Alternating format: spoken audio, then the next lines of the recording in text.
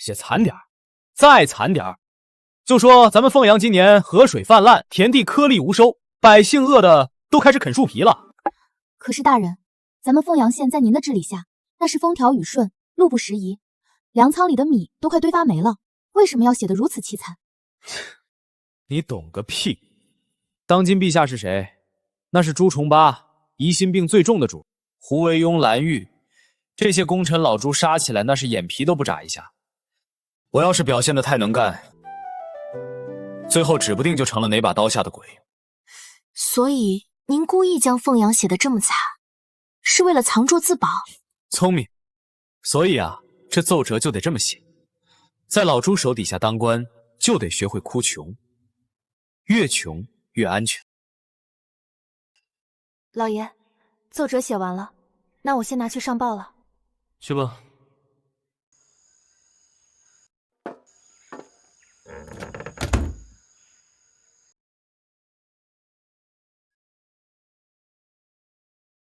3年了，穿越到明朝已经整整3年了。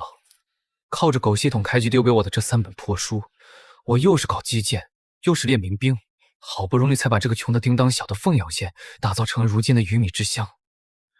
这破稀土，3年来除了给3本书一点动静都没有，就让我守着这个小县城，到底想干什么？算了，朱标刚死，我现在表现得太显眼可不是好事。在出地境南之前，我还是老老实实苟着，千万别作死，不然被老朱盯上可就惨了。彪儿早逝，文儿还这么小，可对付不了朝堂上那些老狐狸呀。王爷，这是郡主给您熬的汤，他交代让您注意龙体，切莫悲伤过度。你去告诉轩儿一声，等朕忙完公务就去看他。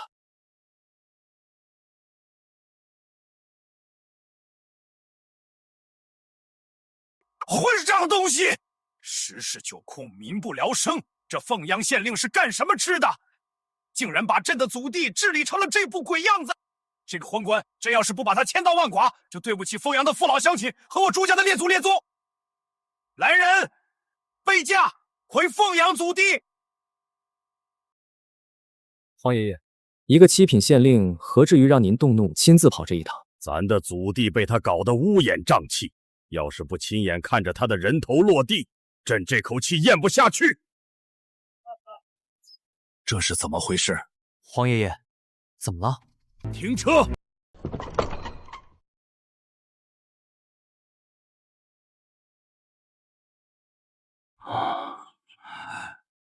这是怎么回事？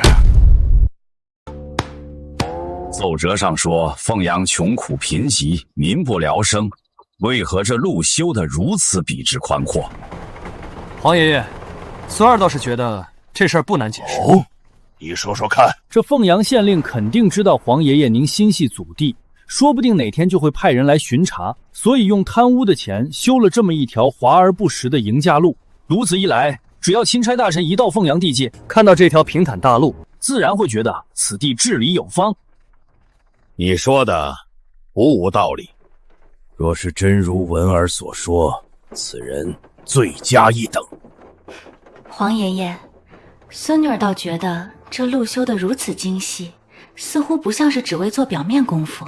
凌轩，你就是心善，把人都想得太好了，这贪官的心思深着呢。到了凤阳县内，再去一探究竟吧。老爷，前面有人拦路！什么人敢在官道上拦路？皇爷爷，您看，还没进城就设卡拦路，这凤阳县令简直是无法无天！你们是什么人？我们是凤阳县衙铁道司的，林大人有令在先，所有外地马车想要入城，就必须走专属的马车铁道。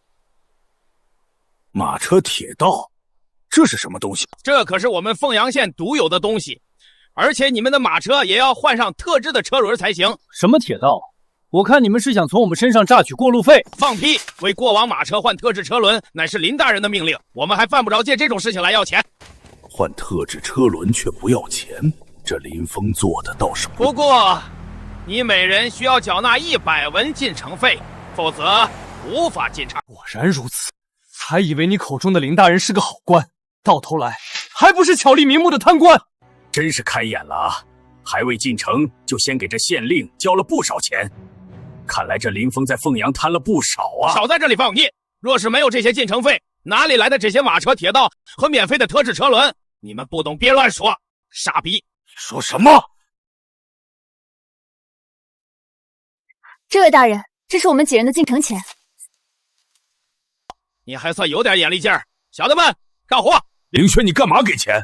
爷爷息怒，既然这林峰敢如此光明正大的要钱，我们不如进城看看再说。罢了，这次就听你的。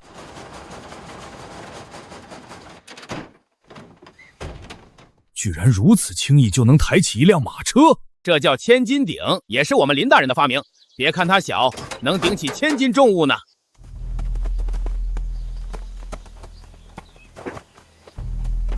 换了轮子又有何用？难不成还能跑得比马还快？这车怎么跟飞起来一样？好快，恐怕再厉害的宝马也跑不出这般惊人的速度，而且一点都不颠。懂一些奇技淫巧就想借此敛财，当真是胆大妄为。进城之后，咱一定要斩了这林峰的狗头。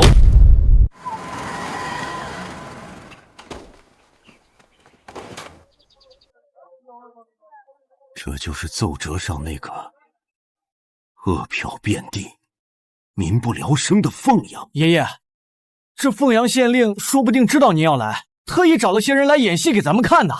皇兄，你看百姓的脸上的神情，一个个精神饱满，可不像是被强征来演戏的。在这路中间立这么个黑乎乎的铁柱子是做什么用的？我说这位公子，你连这宝贝是干什么用的都不知道。本公子自然知道，不就是个装饰吗？哈哈哈哈哈！公子你可真会说笑，这叫路灯。路灯？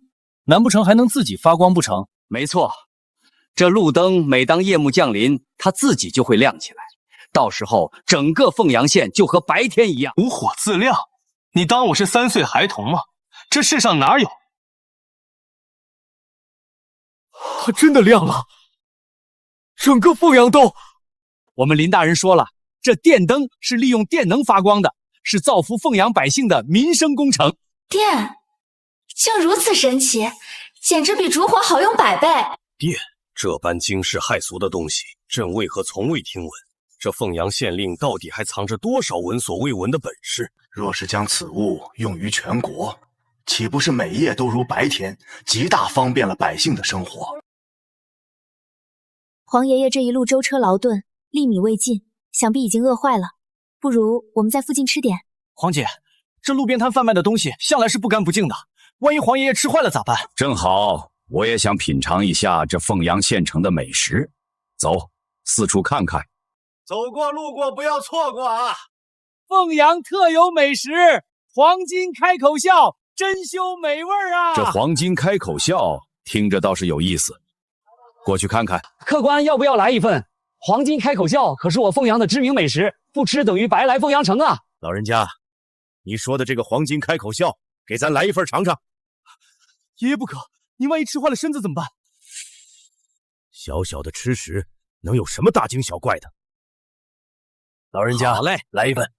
客官您请收好。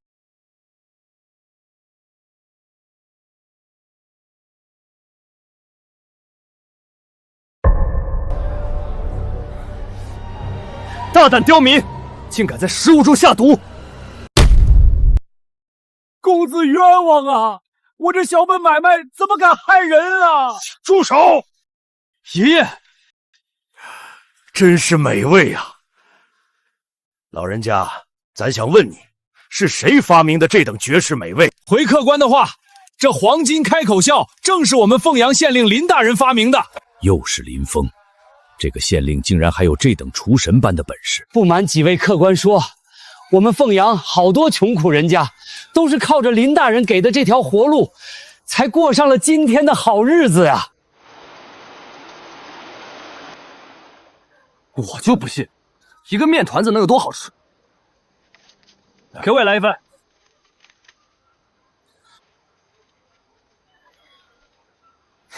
店家，也请给小女子来一份吧。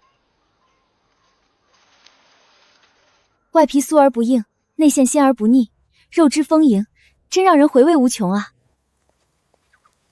这油饼确实好吃。这油饼制作方法说是价值千金也不为过，这林峰居然直接交给了百姓，莫非他不像表面上那么为了贪财不择手段？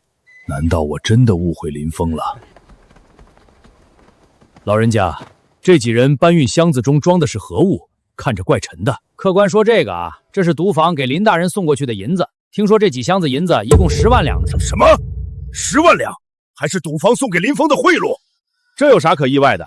我们林大人不但公开受贿，还买官卖官呢。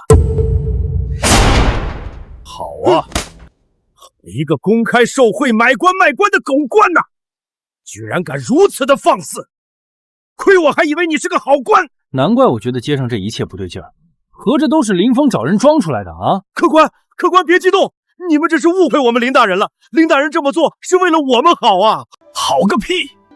我看你们是被这狗官给蒙蔽了双眼，分不清好坏了。凌轩、允文，走，跟我去县衙会这狗官。爷爷，您先别激动，此事有蹊跷。凌轩，你什么意思？难道是我冤枉了这林峰不成？倒也不是爷爷错怪他，只是我们刚来这凤阳城，对这里了解甚少，不如我们在这里多逛逛，再下定断也不迟。也罢，刚好我也想看看这凤阳县城的其他地方，我们就四处走走吧。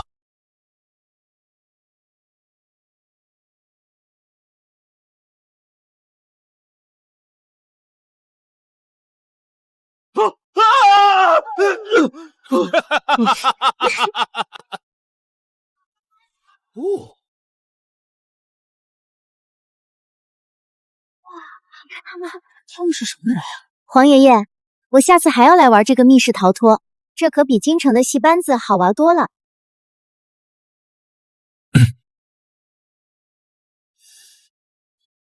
这林峰为凤阳做的事情居然如此之多，可是为何要买官卖官呢？爷爷，我看这凤阳县城的繁华，不过是这狗官人为制造出来的假象罢了。他若真是个好官，方才那摊贩为何会对他公开受贿，见怪不怪？允文说的对，一会儿到了凤阳县衙，我得好好的问问他才行。若是这林峰真的是贪官污吏，这凤阳百姓怎么会对他一致的夸赞呢？爷爷，凌轩觉得这件事倒没有那么简单。凌轩，我看你就是被这狗官营造的表象骗了。这些当官的心眼子比马蜂窝还多。皇兄，此话不能这么说。这林峰，女儿，我的女儿啊！爹，你回去吧，我已经决定好了。张老汉，你看到了吧？不是我们强抢你女儿，是你女儿不愿意跟你。官爷，求您高抬贵手，不要带走我的女儿啊！官爷，您带我走吧。说这事情搞，我反而有些里外不是人了。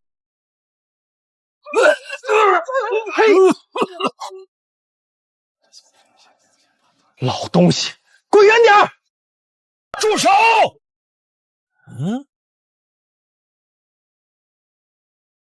光天化日之下，而身为朝廷公差，竟敢强抢民女，哼！这是我们县衙的规矩，赶紧滚一边去，别耽误我办公。好，好你个林峰，我没有看错，你果然是个纵容下属、鱼肉乡里的狗官。你睁大你的狗眼，看看我们是谁！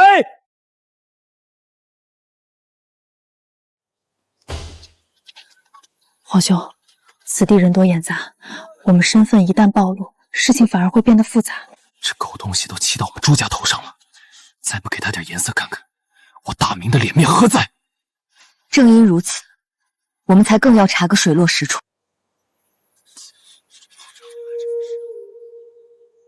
差爷，请问这位老人家究竟所犯何事，以至于要将其女儿当街带走？这老东西拿他女儿做底，找我们林大人借了50贯钱，如今他还不上钱，我们大人自然要带走他女儿。老东西，别嚎了，53刻准时到县衙公堂。好，这凤阳城的繁华，原来都是靠着这等搜刮民脂民膏的手段才建起来的。爷爷息怒，事出反常必有妖，这里面定有我们不知道的隐情。能有什么隐情？定是这狗官平日里收买人心，背地里却干着伤天害理的勾当。爷爷，5时3刻便会开堂公审，既然是公审，我们何不亲眼去看个究竟？凌轩说的对，咱倒要亲眼看看这个林峰到底在搞什么明明堂。要是他真的在祸害百姓，咱今天就要他在这凤阳县衙当场人头落地。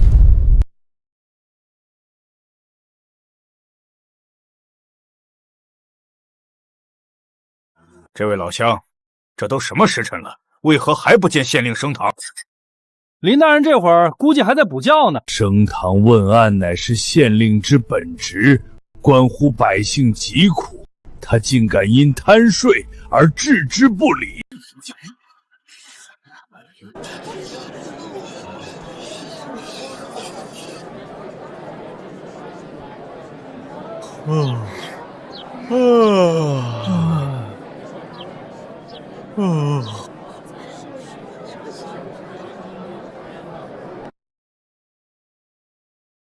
带人犯。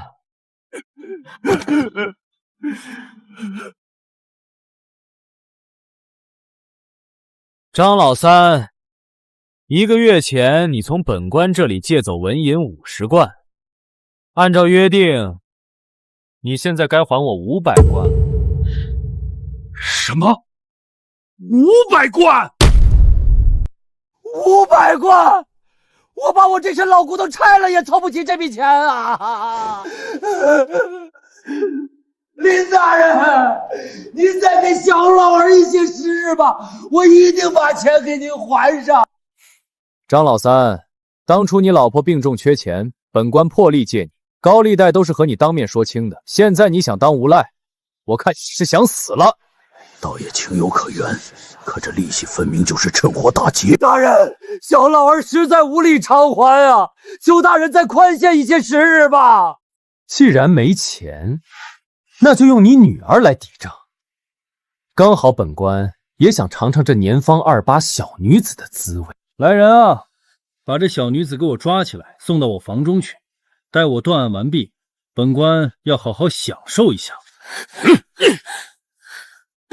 官爷，求求您了，放过我女儿吧！爷爷，这狗官简直无法无天，我马上斩了他！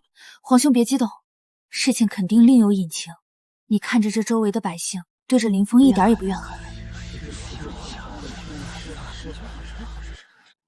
凌轩，你就别为这狗官说情了。皇兄，我们看完整个断案再下定论也不迟。你们2个把这张老三给我拖出去打一顿，让他长长记性。大人，求求你了！凌轩，这下你看到了吧？他就是个不折不扣的狗官。这狗官当街强抢民女，还无故殴打百姓，把我大明律法当成废纸了吗？本官罚了，结案，退堂。都散了，散了，散了！是。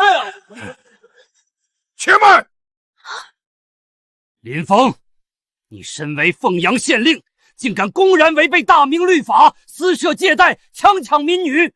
你将我大明律法置于何地？将朝廷威严置于何地？论罪，你该当斩！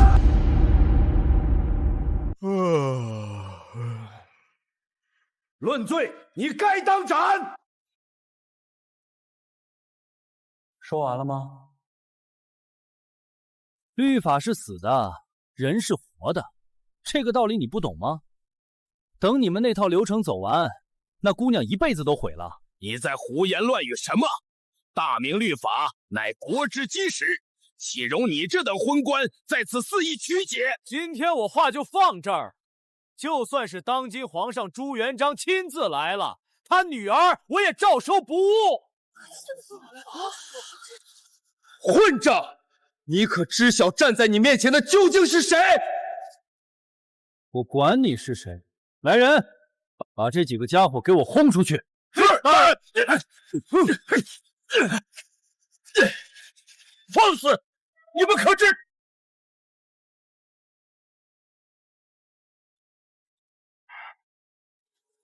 狗官，简直是目无王法，罪大恶极！爷爷，你消消气。这位老丈，你们是不是误会我们县令大人了？误会？那狗官在公堂之上强抢民女，这还有什么可误会的？林大人他不是那样的人。不用再说了。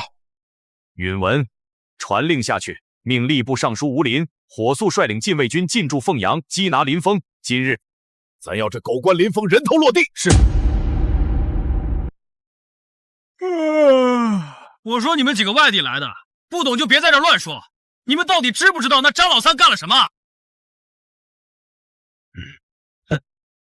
你们可知道，刚才堂上那个哭天抢地的老汉张老三，是我们凤阳城里出了名的烂赌鬼。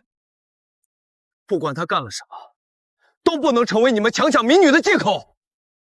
没错，就算如此，你们县令设下高利贷，还不上钱就用人家女儿抵债，简直是丧尽天良。放屁！你们都被那张老三骗了。若不是我们林大人将那小芳好心收留，他就要被张老三卖进青楼还债了。还有这等事情？谁知道你是不是在替他开脱？你有证据证明吗？你不信我，可以去问问凤阳的乡亲们，我说的是不是真的？这位官爷说的句句属实，那张老三就是个烂赌鬼，要不是林大人心善，他闺女早就被他推进狼窝了。就算是这样，那县令也不应该违背大明律法。大明律法算个屁！大胆！你竟敢藐视国法！藐视又能怎样？林大人能让我吃饱穿暖，在我眼里，林大人才是最值得尊敬的人。这个林峰视律法如无物，可为何百姓却对他如此维护？难道他真的是一个好官？爷爷，您不必如此忧愁。这位百姓的话虽然粗鄙，但或许也道出了一些实情。哎，凌轩，你怎么也帮着那狗官说话？皇兄此言差矣。这位林大人行事虽不合常理，但其中必有缘由。爷爷，既然您想了解事情的原委，不如我们前去正式拜访一下这位县令，当面会会他。好，就依你所言，咱当面会会他。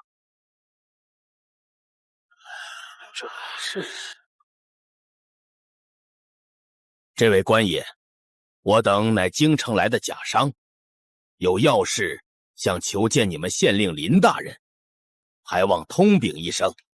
怎么又是你们几个？赶紧滚蛋！别在这碍眼！你，官爷，我们从京城来，是想和林大人谈生意的，您看能否通融一下？区一个七品县令，见他一面居然还要钱！小小心意，还请官爷笑纳。请官爷务必在林大人面前为我们美言几句。行，看在银子的份上，我这就去给你们通报一声。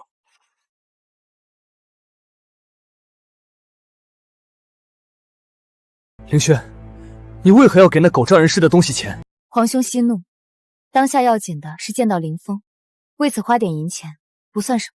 凌轩说的对，待会儿见了他，咱要亲口问问他，为何纵容手下如此行径。三位贵客，运气不错，我们林大人正好有空，进来吧。好你个林峰，咱倒要看看你这县衙里面究竟是龙潭还是虎穴。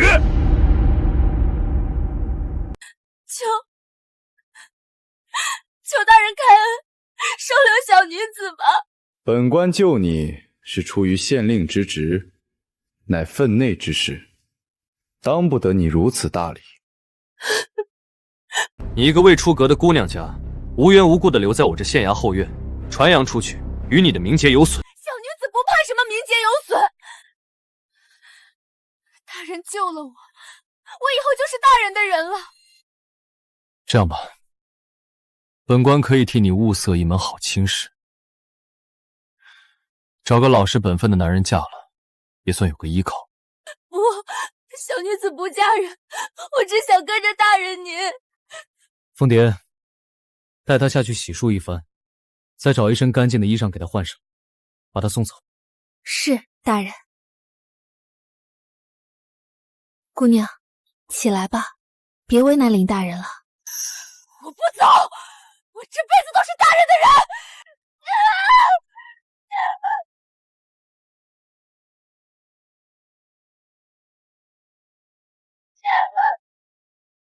好一个凤阳县令，没想到你竟是如此荒淫无道之徒！几位，此事是个误会。你这狗官，光天化日之下对一个良家少女动手动脚，你还敢说是误会？既然你说是误会，那我倒想问问你，你为何要向这位姑娘的父亲放高利贷，还要强抢民女？请问老先生，一个烂赌鬼为了筹集赌资，要将亲生女儿卖入青楼，此事官府该如何处置？此事与官府何干？被卖入青楼，也只能怪到他自己命不好。为官者不思为民解忧，反而高高在上袖手旁观，那与助纣为虐的帮凶有何区别？少在这里混淆是非！身为县令，你当众强抢民女，还藐视大明律法，私自放贷，按律当斩！老头儿，少拿大明律压我。大明律这种东西，也就糊弄一下朱元璋那种大傻子。放肆！你居然敢侮辱当今圣上！你居然敢打我！你惹我不高兴了，我打你不行吗？一名小小县令居然如此猖狂，你知不知道我是谁？我管你是谁，今天别说是你，就算是他朱元璋来了，我也照打不误。狗官，你居然敢对我大明皇帝不敬！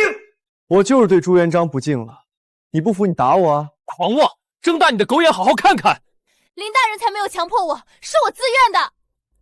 姑娘，我知道你是迫于淫威，放心，我一定会替。你们脑子是不是有问题啊？我都说了，是我想留在大人身边服侍他。你，爷，我就说吧，林县令不是这样的人。凤蝶，你先带小芳下去休息。是。现在你们该相信了吧？即便如此，你肯定也没安什么好心。哼，蠢货！林大人，赌坊的王老板听说您这儿有贵客，特地送来一份贺礼。抬进来吧。纹银1000两，数目分毫不差。好你个林峰！前脚刚逼迫良家少女就范，后脚就公然收受赌坊的黑钱。我两州通吃怎么了？有问题吗？你身为朝廷命官，收受赌方贿赂，还敢说没问题？你把大明律法当成什么了？我替赌坊解决了天大的麻烦，让他们免于血光之灾。这钱是我应得的报酬。你应得的？我看就是官匪勾结，沆瀣一气。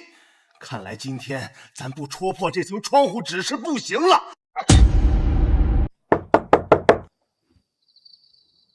林大人，这卢子峰是隔壁桃源县最大的盐商世家，上次他交了钱，让我帮他坐上桃源县令的位置，事情还没办，估计这会儿是来催我了。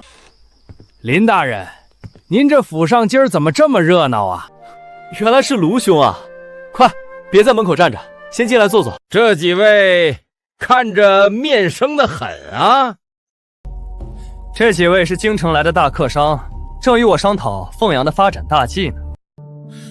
原来是京城来的贵客，失敬失敬，在下桃源县卢子峰，见过各位。林大人，上次在下托付您的事情，让您费心了，这点小小意思不成敬意，还望大人您一定要收下。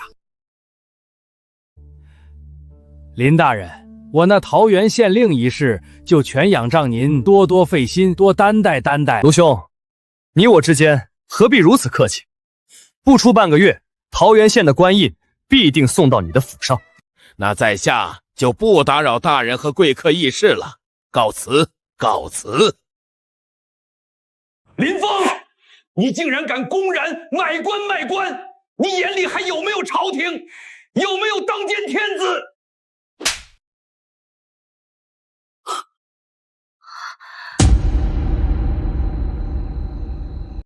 本县令买官卖官，跟你一个糟老头子有什么关系？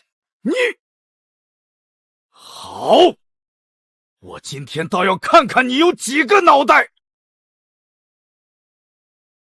吏部尚书吴林吴大人到。又来。吴林，他不是在京城吗？来这凤阳做什么？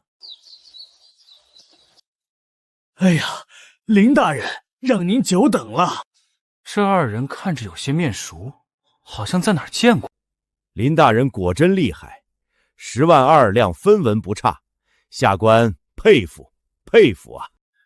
我说老吴啊，你可别光顾着夸我了，人家花了钱，你得好好办事儿啊。上次我给你举荐的那个河宗府通判，上任不到3个月就被你直接罢官了，最后那烂摊子还得我派人去收拾。你们居然还敢私下串通买官卖官，真是好大的胆子！林大人，我也不想罢他的官呀，是那小子自己将把柄落给了他的竞争对手，人家一封密折捅到了奉天殿，圣上亲自批示拿他开刀。我要是不立刻罢了他，他现在坟头草都快2米高了。又是老朱这个傻逼！我看这大明朝的问题都出在老朱身上，自己出身低微，整天疑神疑鬼，今天杀这个，明天砍那个，搞得朝堂上下人人自危，官员们谁还敢放开手脚干事？一派胡言！当今圣上宵衣干食，励精图治，到了你们这些贪官污吏的狗嘴里，怎么反倒成了圣上的问题了？就是因为老朱严打3-5，搞得太过火，才让官员们没办法放开手去干的。林大人所言极是，圣上出身草莽，对咱们这些读书人出身的官员一股子不信任。这俸禄定的京官糊口都够呛，更别说我们这些地方官，迎来送往哪样不花钱？没错，我们不从这些富商身上想想办法，光靠大明那点微薄的俸禄，能不饿死就不错了，还谈什么为民办事？放屁！如果没有当今圣上严打贪官污吏，靠着你们还能过上好日子？你才放屁！卢公子能力超群，饱读诗书，对商道经济的理解远超朝堂上那些腐猪。我让他去做桃园县令，不但能让桃园县内的百姓安居乐业，还能利用他的商业头脑和人脉盘活当地经济，税收翻个几砖都是轻而易举。反观那些所谓的清流，有哪一个不是想着的法子剥削百姓，增加苛捐杂税来为自己博取政绩？他们除了会写篇锦绣文章歌功颂德，还会做什么？你说这2种人到底谁才是真正的人才，谁才是祸国殃民的蠹虫？哎呀，林大人说的太对了，这朱元璋啊，他就是眼睛长屁股上了，根本分不清好赖人。吴林，你本事不小啊！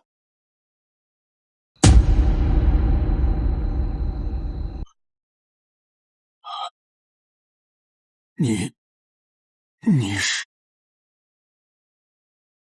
吾皇万岁万岁万万岁！皇上圣安。吴林，朕听说你手下有一名官员是通过买官做上来的。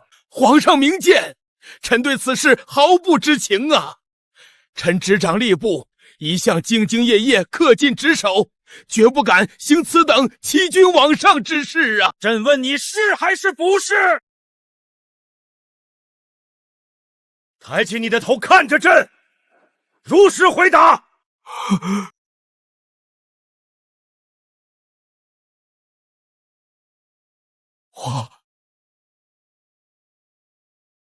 吴大人，有我在，不要慌。老头子，你们这些吃皇粮的不服是吧？今天我就把话撂这儿了，事儿该怎么办就怎么办，这是我凤阳县的规矩，哪怕皇帝老子来了，我也不会改。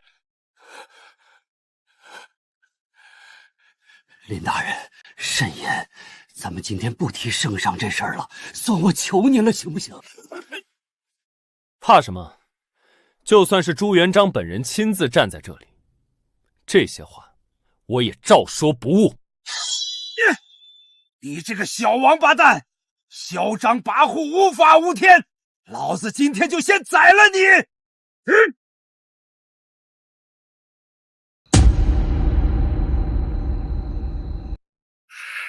好你个林峰，居然敢威胁我！今天我倒要看看你有几个头！老头敢动我，找死！不要啊，爷爷！你放开！此等乱臣贼子，我今天不杀他，天理难容！凌轩，你放手，让这小子知道咱爷的厉害！爷，您现在一刀下去固然是解了气，可传出去，天下人会怎么看您？届时还有多少官员愿意为大明办事？您这一刀下去，是堵住了天下悠悠众口，却也寒了天下臣子之心啊！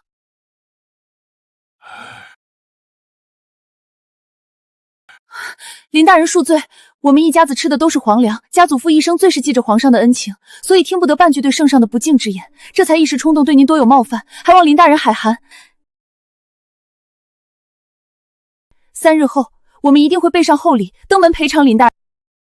林大人，不好了，出大事了！大人，天一亮，他们就要处决放毒兵了。动作还真快，看来今晚这县衙是注定不能太平了。赔偿可以，看在美女你的面子上，今天这事儿就这么算了。不过你们几个暂时还不能走。来人啊！把这3位贵客带到后院厢房，好生招待。没有我的命令，不许他们踏出后院半步。你敢软禁我们？林大人既然有此安排，想必有您的道理，那我们就听从便是。看到没？你们2个大老爷们加起来都比不过人家小姑娘。爷，孙女自有打算，这次您听我的。也罢，就听你这丫头的。林大人，我家中尚有急事，先行告退，您自求多福吧。区一个皇商而已，至于害怕成这样吗？爷爷，您今天劳累了一天，喝杯凉茶降降火气吧。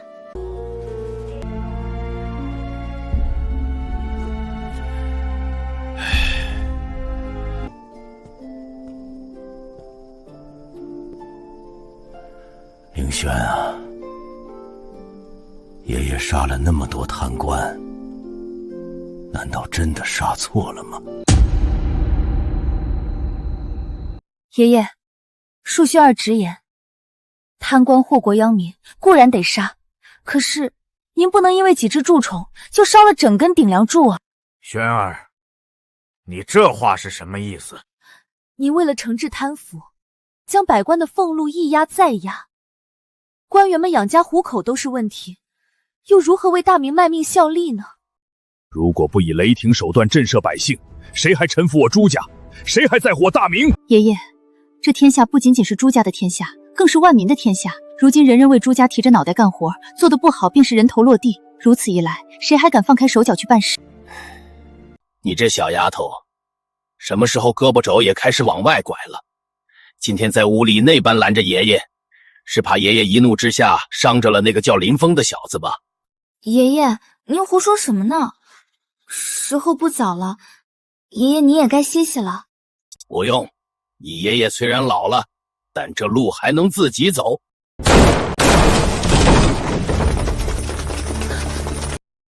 说，那狗日的林峰在哪儿？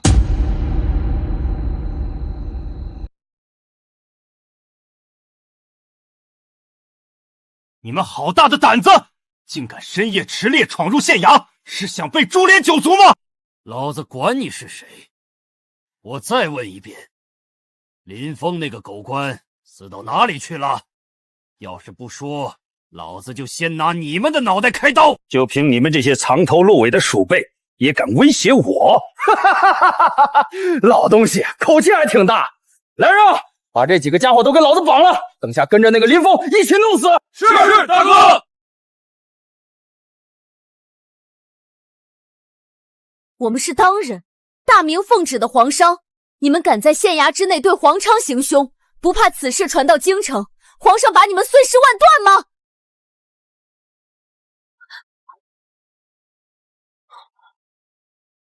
这里是凤阳，他朱元璋的手再长，也伸不到我们青蓬山来。有本事你让他亲自过来找老子问罪啊！哼！老大，我看他细皮嫩肉的，比县里青楼的头牌还正点，小的这就给您绑回去，给老大您做个压寨夫人。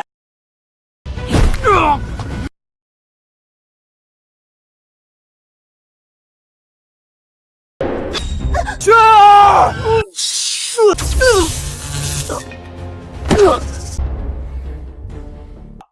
这是怎么回事？怎么，你们就这么想见我？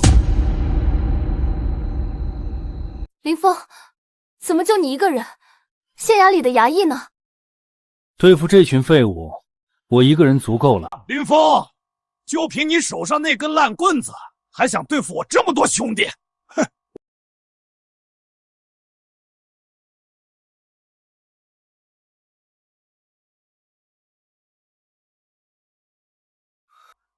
这林峰到底在搞什么鬼？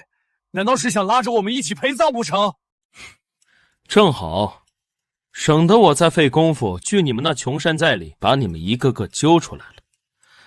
干脆，今晚一锅端干净。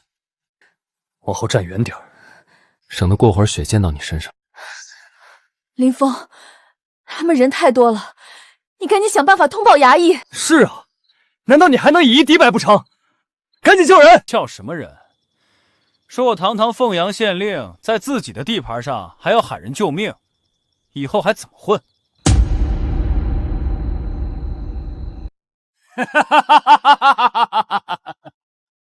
林峰，我知道你有点本事，但是老子今天带了100多号兄弟，你拿再厉害的武器也打不过。小的们，给老子上！到时候里面的金银财宝和女人都是你们的。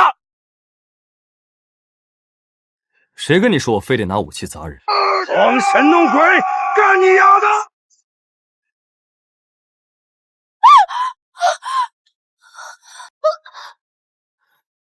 原来你这么胆小啊！少嘴皮，还不赶紧扶我起来！我去，一击毙命！那是火铳？不对，大明的火铳绝无此等威力。林峰到底是从哪儿搞来的这些东西？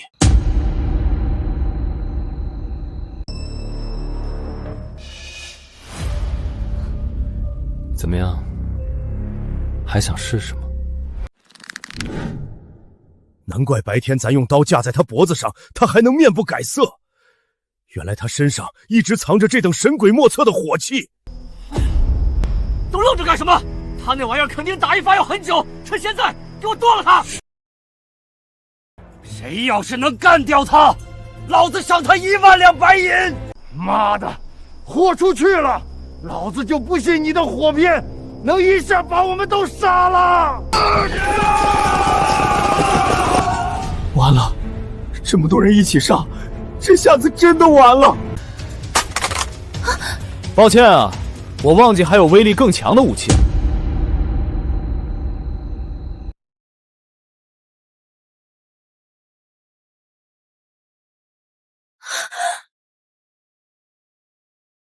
这是什么火器？声音这么大！几十个悍匪转瞬间竟被屠戮殆尽，此物若用于战场，何愁天下不定？这林峰到底是什么人？接下来该轮到你了。老子告诉你，院子外面还有我100名弟兄，你杀了我，我那些弟兄一样不会放过你的。你这么为你的弟兄们着想，为什么不亲自下去陪陪他们呢？林峰，你他妈别逼我，大不了跟你斗个鱼死网破。跟我鱼死网破？你有这个资格吗？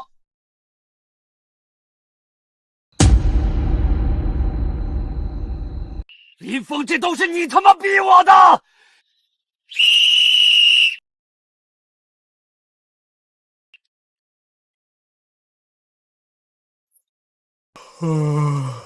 别吹了，你那些弟兄在院外打呼噜都听不见。你放屁！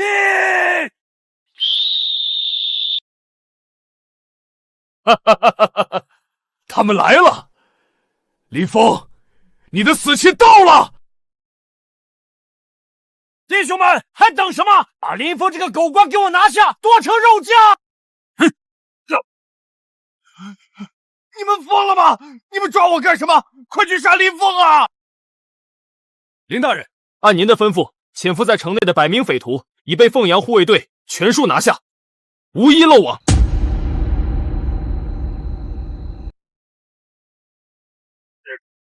林大人，按我大明律制，额定兵力不过区30人。你这支100人队伍是从何而来？又是如何能在不惊动上级官府的情况下，将上百名悍匪一网打尽的？我县衙的卫所的确只有不足30人，不过，如果我卫所的每一个人手里都有这东西呢？林峰，你这个混蛋，你早就知道今晚有匪徒会来，对不对？是又如何？既然早有准备，为何不提前告诉我们？你这是在拿我们当诱饵？不然呢？如果你们不在县衙，这帮在城里潜伏了数日的家伙，又怎么会主动跳出来？你知不知道我妹妹她差一点就让那帮畜生得手了？有我在，自然不会让美人受到半点伤害。张龙，把这些俘虏都押入县衙大牢，严加审讯。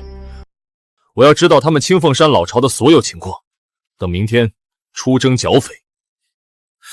什么？剿匪？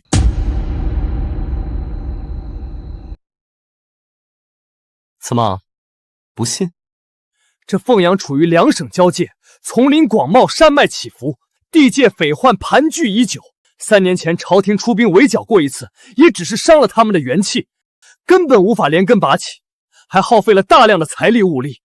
你今天不过是侥幸灭了一股匪徒，剩下的那些可都缩在各自的老巢里，你拿什么去剿？不错，情况摸得挺清楚。不过吧，我明天带5个人就可以将剩下的土匪全部剿灭。林大人，我知道你很厉害，但剿匪一事还需从长计议，不可莽撞。5个人剿灭数百匪徒，这小子要么是疯了，要么就是他手中还藏着比刚才那火器更可怕的东西。5个人去剿匪，你是去给山霸王送点心吗？简直是滑天下之大稽！怎么，你们不信我5人能剿匪？你可知剿匪时是要死人的？别说你带5人去剿匪，就是你有5000人的军队，都不一定能剿匪成功。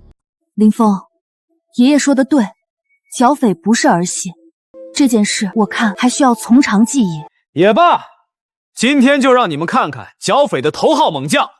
来人，把意大利炮给老子拉上来！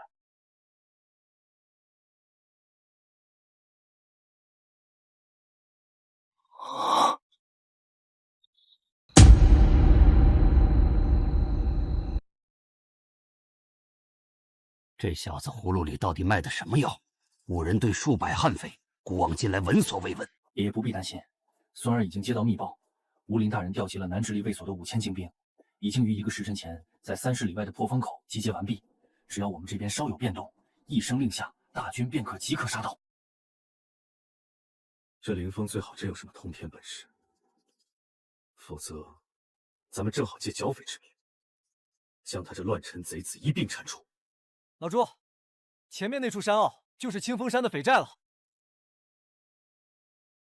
林大人，天色将晚，依我看，你应立即派2名机灵的弟兄，趁着夜色摸上山去，探明寨内虚实。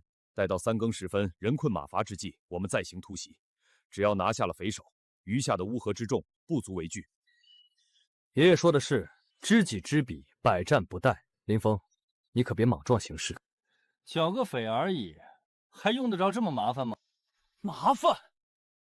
林峰，你把打仗当成什么了？不这么做，你还想怎么打？就凭我们这几个人，大摇大摆的走上去送死吗？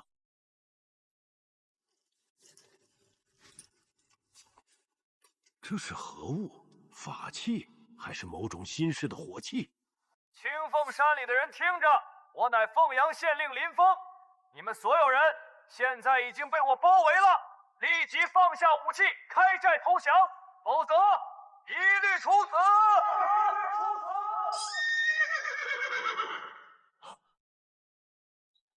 这是什么妖术？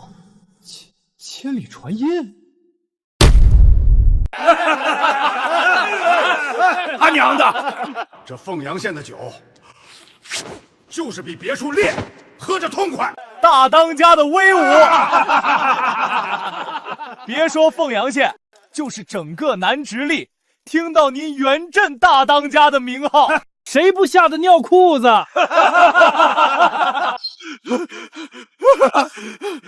大当家的，不好了，不好了！慌什么慌？天塌下来了不成？给老子说清楚，什么事儿？山下来人了，是凤阳县的官兵，他们让我们开寨投降，不然就要把我们全都处死。凤阳县那帮软脚虾，他们敢来咱们青凤山，还让我们投降？有点意思。他们来了多少人马？是不是南直隶的卫所都出动了？回大当家的，小的仔细看了，马车2辆，骑马的好像就9个人。9个人呀！大当家的饶命，小的不敢说谎，真的就那么几个人，领头的还有一个怪东西喊话，声音大得吓人。哼，装神弄鬼，老子还没去找他凤阳县的麻烦，他倒自己送上门来了。老子今天就让他知道知道，死字是怎么写的。小的们，都给老子抄上家伙，跟我去战场上看看。李峰，你这般大张旗鼓，是生怕他们不知道我们来了吗？爷爷，我们快走吧，再不走，等那帮土匪冲出来，我们一个都活不了。瞧把你们给吓的，还自称皇商呢，这点胆色都没有。实话告诉你们吧，别说这山里的300多号人了，就算他们那个狗屁大当家的亲自出来，见了我家大人，也得乖乖跪下磕头求饶。你们想死，别拉上我们！底下是哪个不知死活的狗东西，敢在老子的地盘上撒野？就凭你们这几只臭虫，也配让老子求饶？元镇，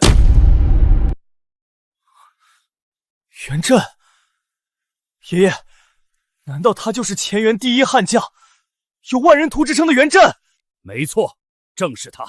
华成辉我也认得，当年我亲率大军，折损数万将士，都没能留下此寮。没想到他竟然没死，还躲在这凤阳地界，当起了占山为王的土匪。林大人，元镇此人来头太大，万万不可力敌。他手下那些匪徒，恐怕也都是百战余生的精锐。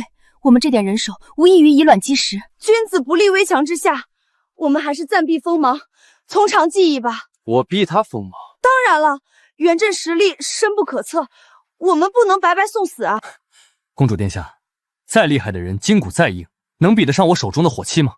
元镇，本县令念你也是个人物，给你最后一次机会，立刻缴械投降，本县令还能让你死得痛快点，否则定让你和你这山寨一同灰飞烟灭！哈哈哈哈哈哈！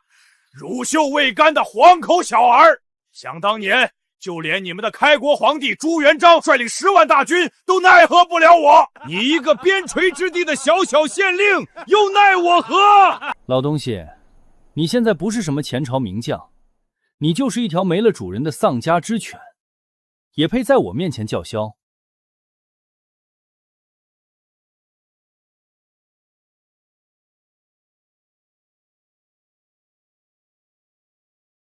什么狗屁龙旗，垃圾！你该死！你一个前朝的败将，一条苟延残喘的丧家之犬，也敢在本县令面前摇唇鼓舌？说实话，我见过的前朝余孽也不少，也都挺有骨气的。但你除了像疯狗一样乱吠，你还会什么？我看你比起前朝其他的败将，要窝囊多了。还在忍，看来不给你来点狠的，你还真以为我只是在跟你打嘴炮？狗官，老子要活剐了你！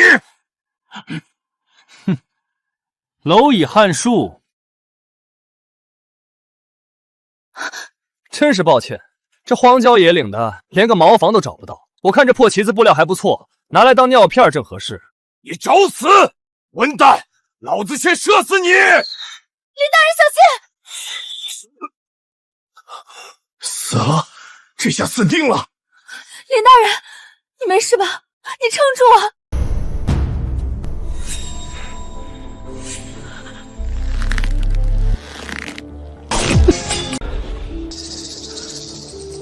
美女，你也太关心我了吧？不过，好歹让我提上裤子，你再过来啊！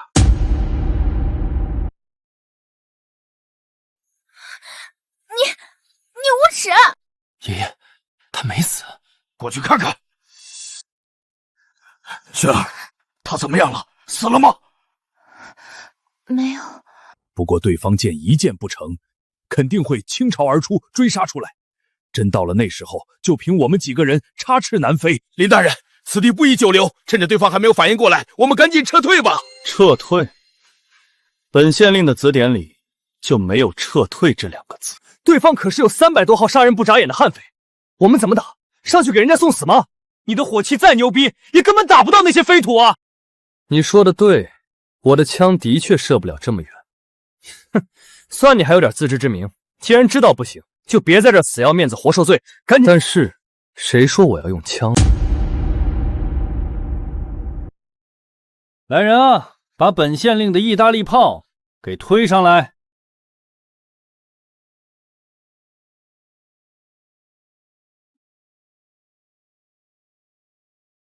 林大人，大炮已就位，随时可以开火。林峰，就凭这个破玩意儿也想吓唬老子？你当老子是3岁娃娃吗？大当家的，这凤阳县令是黔驴技穷，想用这破铜烂铁来炸我们。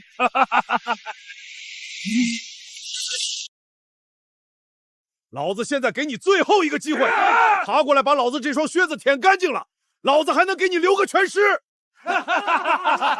求饶，该求饶的人是你。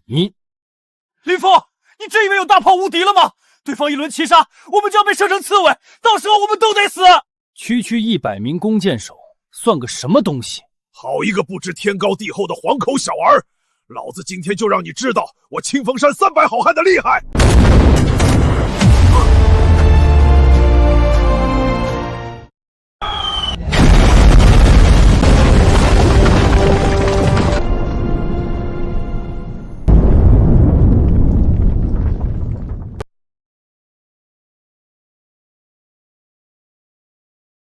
这是什么妖法？威力居然如此之大！这个林峰究竟还藏着多少咱不知道的秘密？这林峰有如此强大的火气，竟敢不上报朝廷，他眼里还有没有王法？还有没有我朱家天下？搞定，收工，你们也快点回去吧。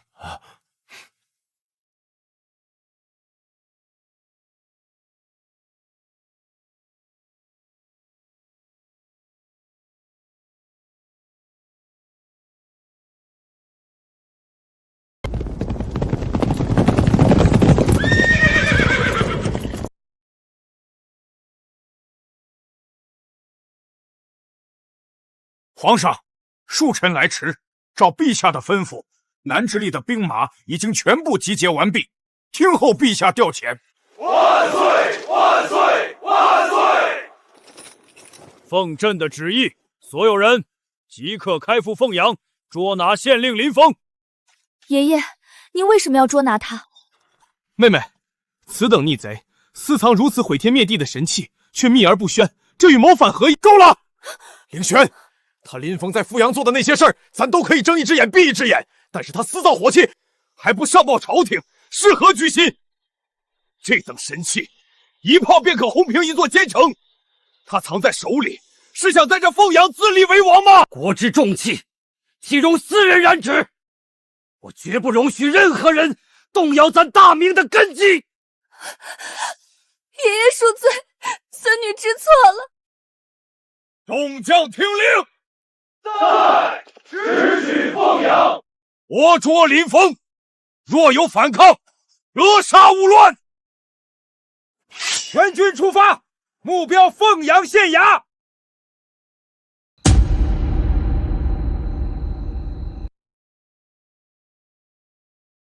林峰，你犯了滔天大罪，还不赶紧乖乖的束手就擒！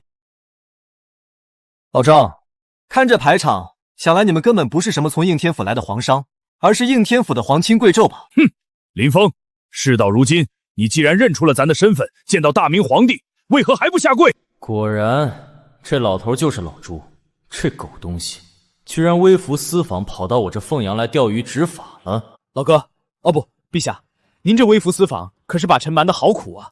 不过，臣斗胆问一句，臣究竟是犯了什么十恶不赦的大罪，竟劳烦陛下如此兴师动众，调动大军来拿我？死到临头了，你竟然还在狡辩！林峰，你身为一县之尊，却贪赃枉法，公然与商贩勾结，买官卖官，你更是仗势欺人，强抢民女入府。最不可饶恕的是，你竟敢私藏威力巨大的火器，意图谋反，你可认罪？允言退下。林峰，暂且问你，这几项欺君妄上、祸国殃民的罪名，你到底知不知罪？陛下明鉴，臣收那卢子峰的钱是为了拿来建设凤阳，强抢民女。臣是救人于水火，何来强抢一说？这两条罪名，恕臣不能认。那咱问你，这火器你作何解释？你私自打造这等利器，不上报兵部，不是想造反是什么？陛下，这东西之所以没上报，是因为它目前还极不稳定，经常炸膛伤人。臣本想着等彻底测试稳定、改良完善以后再上报给朝廷，给陛下一个惊喜。你胡说八道！刚才在清凤山，你那火器杀人如麻，哪里有半点不稳定的样子？不稳定？那咱再问你，那个能一炮轰饼平座山寨的意大利炮又是什么东西？陛下，臣这意大利炮纯粹是为了对付那帮穷凶极恶的山贼专门研发的，而且造价极其昂贵，工艺复杂，根本没有批量生产的能力。好个伶牙俐齿的林峰，你小子在咱面前嘴里没一句老实话。武林，臣在，将这个狂妄忤逆、私造军器的狗官给咱打入死牢。明日午时升堂会诊。遵旨。来人，拿下！你们放开我，别乱动！哈哈哈哈！陛下既然要审，那臣明日就在公堂之上好好给陛下算算这笔账。只希望陛下到时候千万别后悔抓了臣。死鸭子嘴硬，把他压下去！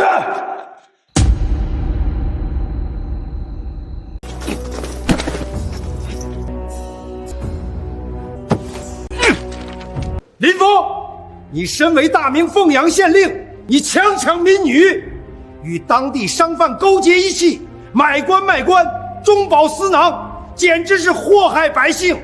这桩桩件件，你可知罪？臣不知罪。大胆狂徒，死到临头还敢嘴硬！你的所作所为，强行放高利贷，当街撕扯良家妇女的衣物，收受盐商10万两白银，这些全都是我们亲眼所见。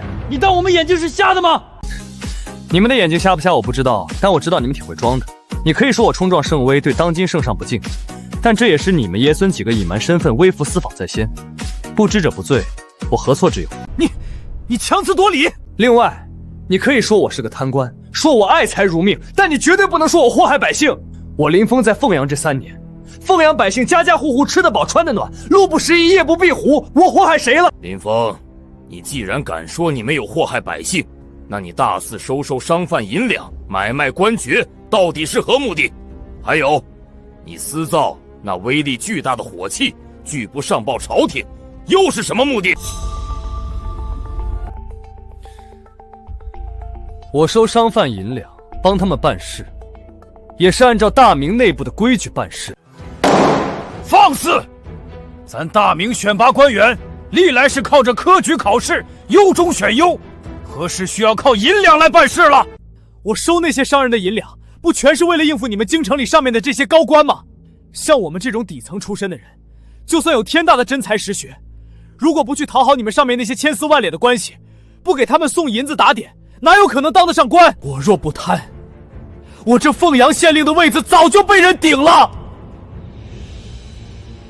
我拿他们的钱用来建设凤阳，我问心无愧。哼，好一个问心无愧。官场之事暂且不提，那你私造火器拒不上报，又是为何？你眼里还有没有朝廷？还不明白吗？若是我将那火器的制造方法告诉了你们朝廷，你们那些工部的大人们只会高高在上的对我指手画脚，他们会变本加厉的要求我改良改造，提供更多的图纸和材料。最后呢，研制失败的风险和所有的开销利润，全都要我凤阳县自己来承担。这种吃力不讨好的事，我凭什么要做？一派胡言！竟然敢跟朝廷讨价还价，你这就是想谋反！我眼里只有凤阳的百姓。好一个眼里只有百姓的狂徒！既然你觉得朝廷亏欠了你，既然你如此目无君父，那咱今天就成全你的忠义。来人啊，将林峰这个逆贼给咱押下去，打入死牢。明日午时，午门问斩。臣遵旨。爷爷，不可啊！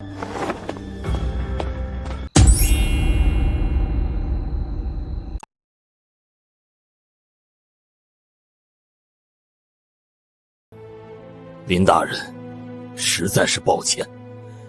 当初我要是直接告诉你对方是陛下，也许你就落不到砍头的下场了。哎，老吴，别这么想。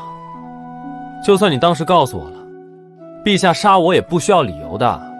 你这样的人才，白白的被冤枉斩首，实在是我大明之不幸啊！老吴，少说这些丧气话，明天死不死还不一定。林峰，都什么时候了，你怎么还这么悠闲？郡主，吴大人辛苦了，我有些话想和林大人说一说，退下吧。是。郡主居然还能来看我，实在是受宠若惊。不过是在这牢里过个夜而已，环境是差了点，但图个清静。清静，我听得清清楚楚。爷爷说明日午时就要在午门将你问斩了。不管怎么样，我一定会去求爷爷，让他收回成命的。你不能就这么死了。唉，能在大明最尊贵的郡主心里占个位置，我林峰就算是现在死了，也值了。你胡说什么？我是说正事。放心吧，我说了，能跟当今大明郡主共处一室，我已经很满足了。再说了，你爷爷他杀不了我。为什么？那可是圣旨。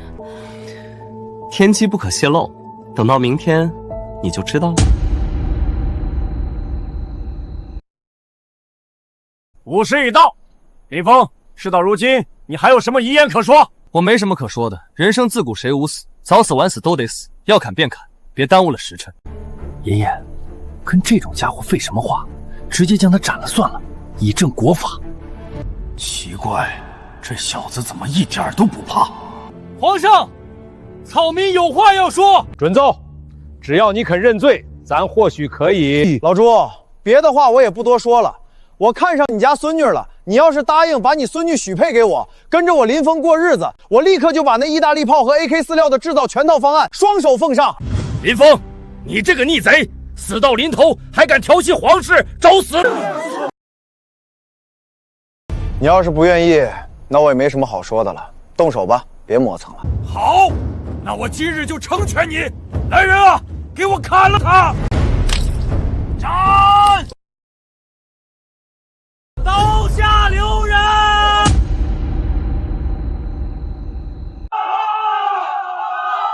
站住！法场重地，休得放肆！陛下，林大人是好官，是我们的青天大老爷，你不能杀他呀！下开恩啊！是啊，陛下，我们凤阳能有今天，全都是林大人的功劳，求陛下明察呀！他林峰强抢民女，勾结商贩，买官卖官，桩桩件件都是死罪。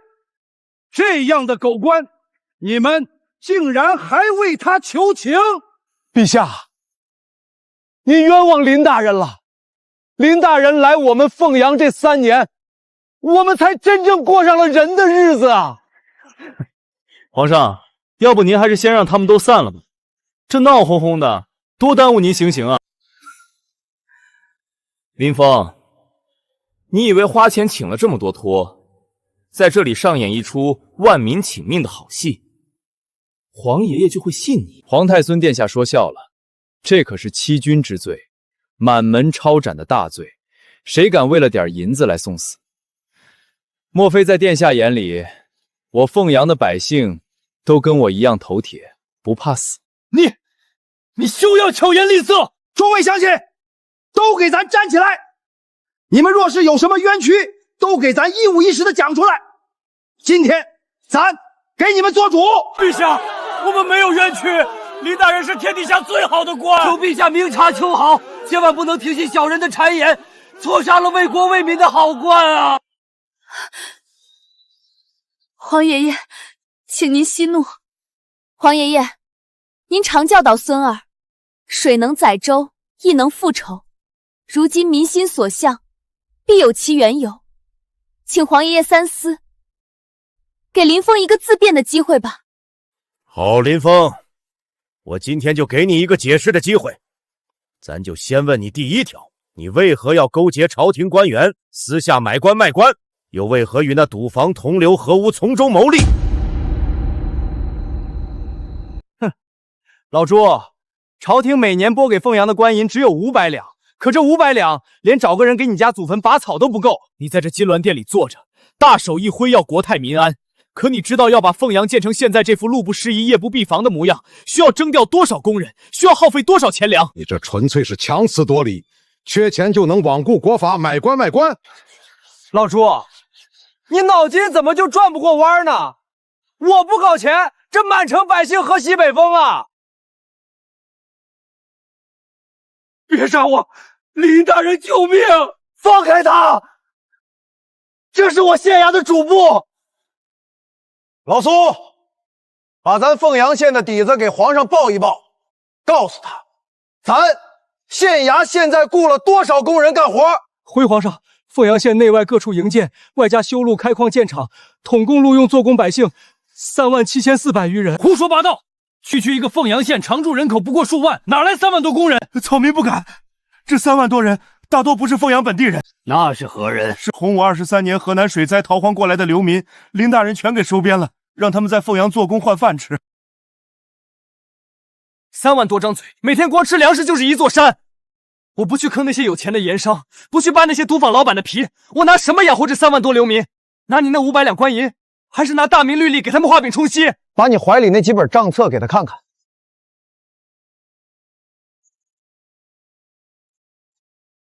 每一笔都有出处，全用在霍阳基建和赈济灾民上了。爷爷，当心账本造假！闭嘴！咱打天下的时候，你看过几天账？这账目来龙去脉严丝合缝，谁能凭空造出这等规模的假账？爷爷，轩儿早说过，林大人绝非大奸大恶之人。打住啊，美女，别给我戴高帽！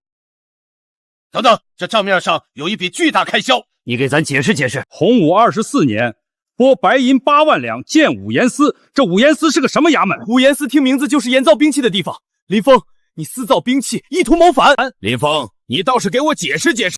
五盐司是改造火器的地方。改造火器？你区一个县令，耗费8万两去改造火器，你想干什么？想干什么？为了保护我辛苦建起来的凤阳城呗。强词夺理！凤阳地处内陆，既无边患，又无流寇，你要火器保护什么？分明是想拥兵自重。既无边患，又无流寇，小皇孙，你真该出宫去民间走走了，脑子里装的都是水吗？你敢辱骂我？老朱，你觉得朝廷的火器天下无敌，还是觉得大明江山固若金汤？咱的大明军队横扫漠北，火器历历，难道有假？看来你也被下面那些报喜不报忧的混蛋蒙蔽了。你问我为什么要自己造火器，这事儿还得从我刚到凤阳县上任那年说起。那是洪武22年，我刚踏进这凤阳县衙的大。洪武22年，我考中2甲进士，满心抱负来到这凤阳县上任，结果推开县衙大门，满院子杂草长得比人都高。堂堂大明祖地，连个像样的名媛谷都敲不响，骨皮早被老鼠啃烂了。我上任第1天，因为发不出俸禄，衙役就跑了一大半，满口胡言。朝廷自有定例，岂会短了地方俸禄？定例？你去问问户部，哪年没结了地方粮款？不过这还是小事。洪武23年，河南发大水，黄河决堤，朝廷的赈灾粮迟迟不到，流民饿得一子而驰，几十万人像蝗虫一样往南跑。这些灾民逃难到凤阳，凤阳城外一夜之间冒出10几个山头，全是笑聚山林的土匪盗贼。他们抢劫商客，下山打秋风。最猖狂的时候，几千人围着凤阳城门叫骂。竟有这等事？那林大人是如何守住县城的？守不住的。我曾带着衙役天县里临时招募的青壮出城剿匪，却被打得跟孙子一样。废物！堂堂朝廷命官，连几股流寇都对付不了。小皇孙，那帮土匪手里拿的是精铁环手刀，全套的皮甲。再看看我手底下的人，拿的是生锈的杀猪刀，削尖的竹竿，这仗怎么打？胡说！大明军器管控极严，这等精良军械，土匪从何得来？这你得去问问兵部和工部那些大老爷们了。黑市上只要银子给够，大将军炮他们都敢按斤卖。就算如此，凤阳本地驻有卫所，你为何不去卫所调兵平叛？去卫所调兵？别逗我笑了！你笑什么？难道卫所敢见死不救？我给千户大人磕了头，我连夜骑马赶到凤阳卫，跪在千户大人的营帐前求他发兵。结果他说，卫所兵马只受兵部和都督府节制，地方官无权调动，市级从权，这是死规矩。没用的，千户大人后来给我交了底。发兵可以，拔营起寨需要开驳费，1个人头10两银子，1000人就是1万两。我一个穷的连裤裆都破洞的县姓，上哪儿给他弄1万两白银？老朱，我不造火器，难道等死吗？强词夺理，就算你研制火器是为了自保，那你造出来之后藏匿不报，私自囤积，这不是想造反是什么？这些火器我制造使用的时都要万分小心，一旦疏忽就是命丧当场。若是他人没我指导，伤亡率高达90%，你让我怎么上交？火器研发，安全确是首位，你这番考量倒算周全。火器的事儿，咱暂且算你过关。但咱进城时看到城东乌烟瘴气，大片土地不种粮食，全盖成了厂房。这里写的凤阳第1钢铁厂、大明皇家肥皂厂、盛世纺织厂，有这闲钱，为何不给百姓多买几亩良田？3万多辽民，再多的良田也没用。那也该设法赈济。你弄这些厂子，岂不是不务正业？老朱啊，开仓放粮，等到了灾民碗里，那就只剩下清水了。难道你建几个厂子就能救活3万人？对，这就是我要教你的4个字：以工代赈。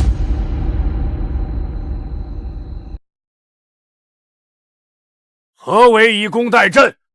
说清楚。老朱，算过账没？朝廷发10万担赈灾粮，从户部出门过州府下州县，一层层剥皮抽筋，到灾民碗里剩几粒米。灾民吃不饱就要闹事，你派兵镇压呀，又要花钱，这是个无底洞。可要是让他们干活呢？干活？进我的钢铁厂打铁，进纺织厂织布，只要出把力气，就有热乎饭吃，按月拿工钱。人忙起来有盼头，谁还去造反？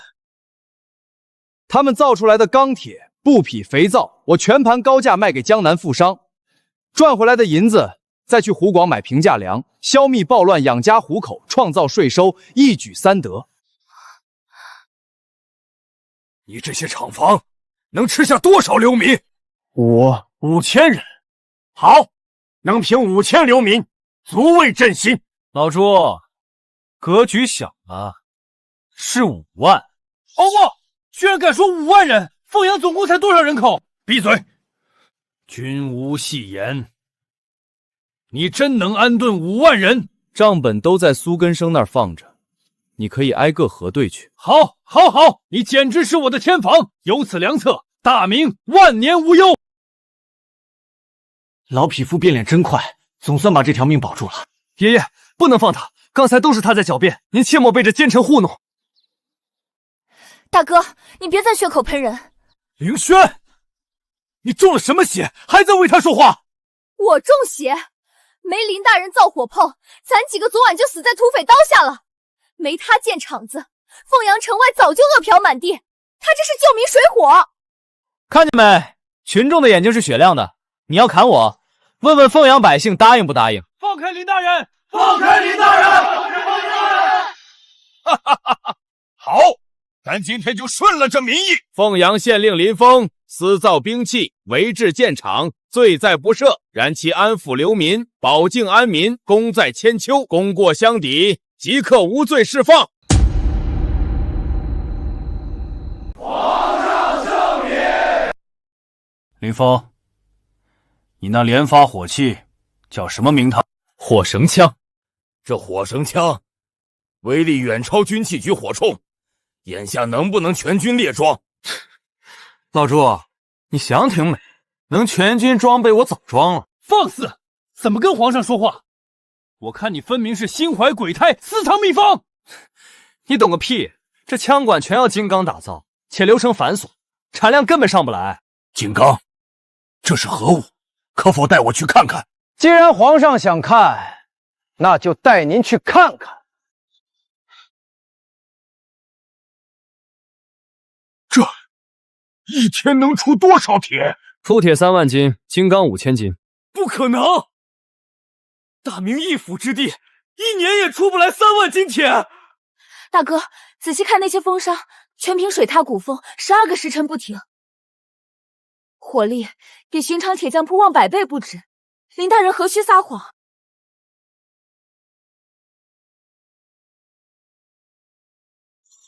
好钢！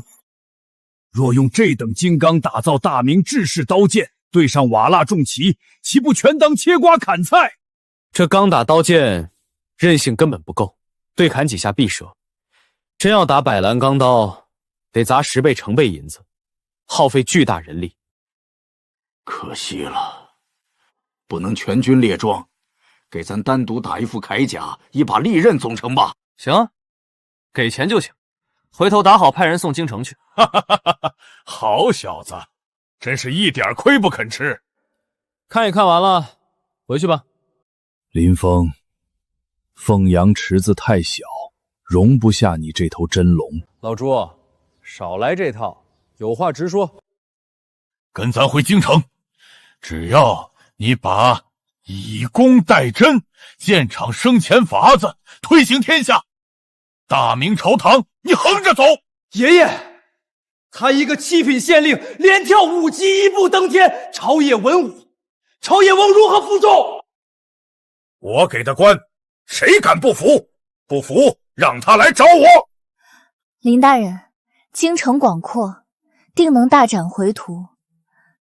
这是千载难逢机缘。去京城可以，不过眼下不行。为何？难道咱这2品大员还委屈了你？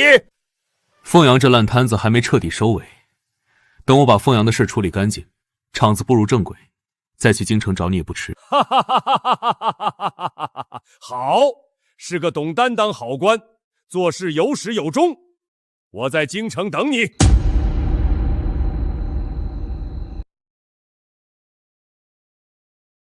王爷，听了此人事迹，觉得此人如何？狂妄，目无尊长。此子行事看似荒诞，实则步步踩在点子上。那以工代怨之策，实乃治国大策，能解流民之患，还能生出金山银海。只可惜没能当日听他讲解。他那连发火器才真叫人眼馋。若我北平燕王卫能全军配备，对阵瓦剌铁器，何须再用人命去填？此等惊天伟地之才，若能收归麾下，大事可期。听说他连父皇的面子都不卖，一个工部尚书都能推辞，能甘心跟本王去苦寒之地吃沙子？人皆有欲，只要找到破绽，没有拔不动的钉子。而且前日北平来信，郡主在游玩的时候感染了风寒，现在卧病不起。关键时刻，我们可以用郡主来劝他。你这方法倒是可以，但是不到关键时刻不许用。贫僧明白，我们现在不如进去看看，和此人聊聊也罢，会会这只地头蛇。瞧什么瞧？今天县衙不见客，林大人要休养。这位差爷通融。在下狄竹，这是我朋友陶须子，我们是从北直隶来的客商，有笔大买卖想找林大人当面谈。北直隶来的大客商，行，冲这锭银子，我去给二位通报一声。不过林大人刚睡下，见不见你们，我可不打包票。大人，大人，外面来2个北直隶客商，说有笔大买卖要亲自跟您谈。滚滚滚！什么大买卖？本官现在富可敌国，让他哪儿凉快哪儿待着去。那我回绝他们。对了，那领头的人说他叫什么狄竹，旁边还有个叫陶须子的，真是怪名。北直隶狄竹陶须子。站住！你给我滚回来！大人，您不是说不差钱不见吗？你懂个屁！快去把大门敞开，把人客客气气请到会客厅。是。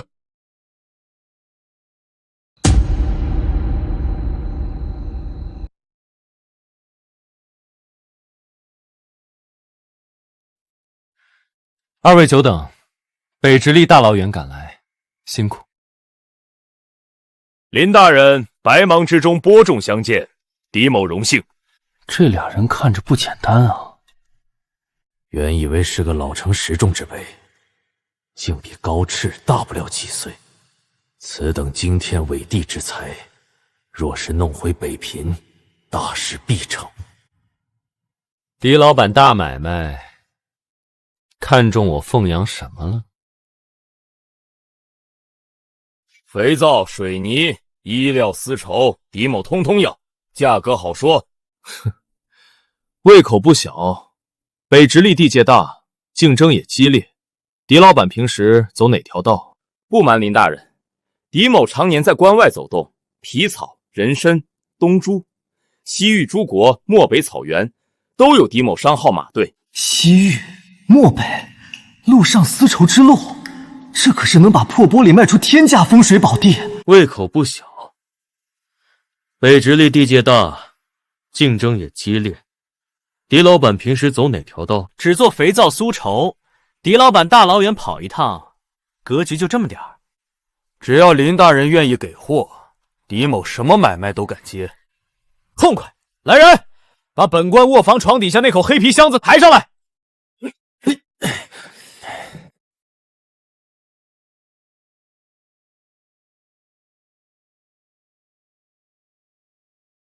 全都是琉璃。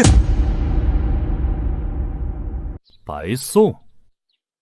林大人，狄某跑江湖多年，天下没有白吃午餐。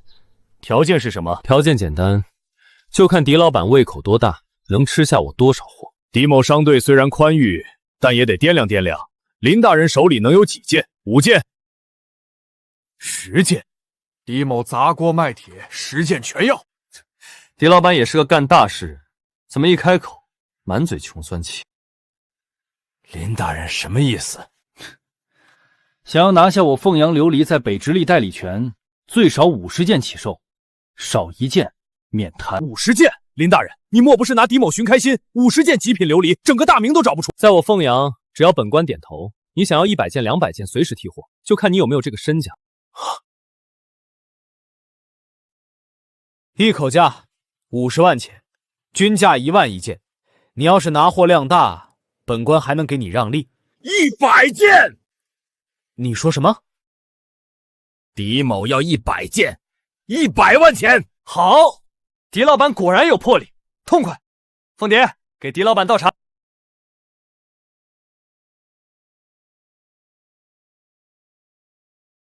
这是江左陆家的生意，料子不错，染色也正。不过这等丝绸算不上什么稀罕物。确实，此物虽好，却无奇货可居之势。那如果我这丝绸价格比市面上最便宜苏杭货还要低1半呢？林大人说什么？低1半？没错，不仅价格便宜1半，而且你要多少，我纺织厂就能产多少。琉璃丝绸，来时路上见的水泥地路面，全出自此人之手。这等通天大财，若能弄回北平，辅佐本王，大事何止添3分胜算，必须把它砸下。老朱真是个福星，他前脚让我清空库房，后脚就送来这头北地大肥羊，库存清空不说，还能大赚一笔。狄老板，买卖谈妥，天色不早，本官做东。后院备了些宝酒，赏脸吃顿便饭。这小子心气极高，力有走不通，只能结交，用情拿下。林大人赏脸，狄某求之不得，能与大人这等奇人同桌共饮，是狄某福分。林大人这凤阳地界，竟有如此地道北地吃食。狄老板常年在塞外奔波，吃不惯南方精细物，本官特意交代后厨烤制，尝尝。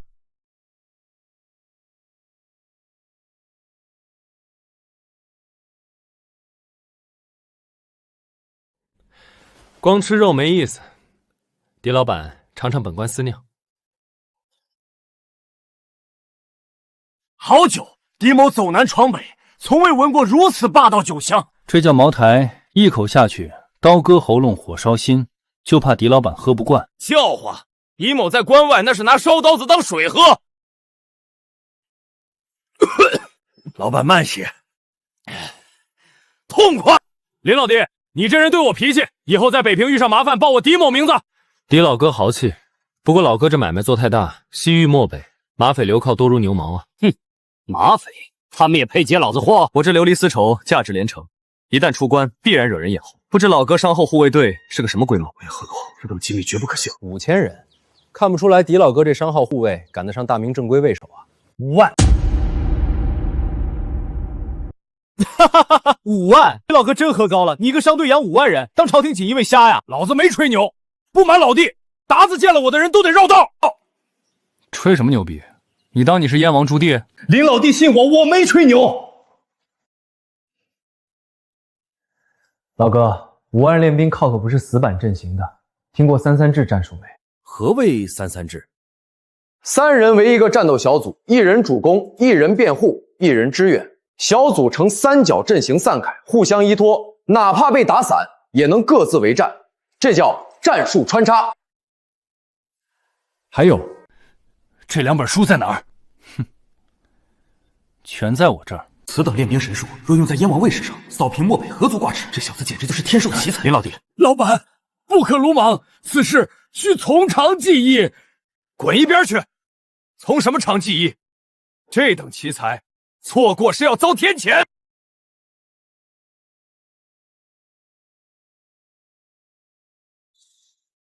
关二爷在上，皇天后土为证。今日我与林芳结为异姓兄弟，有福同享，有难同当。这北地蛮子手劲真离谱。罢了，结交个大商也是条财路。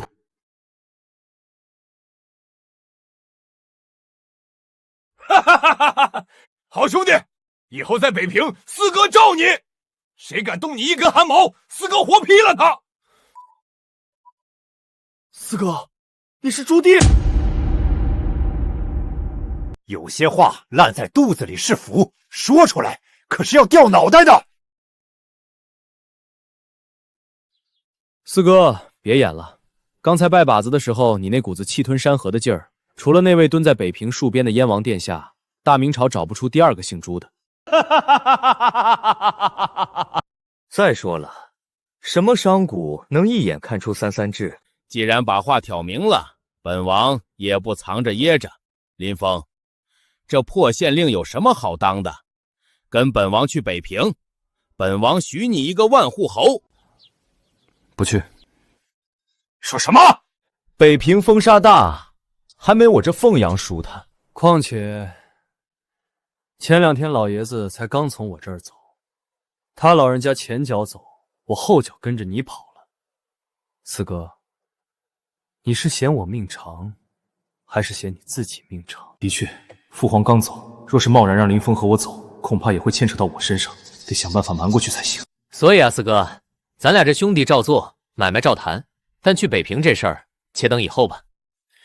行，本王等得起。陶须子，走。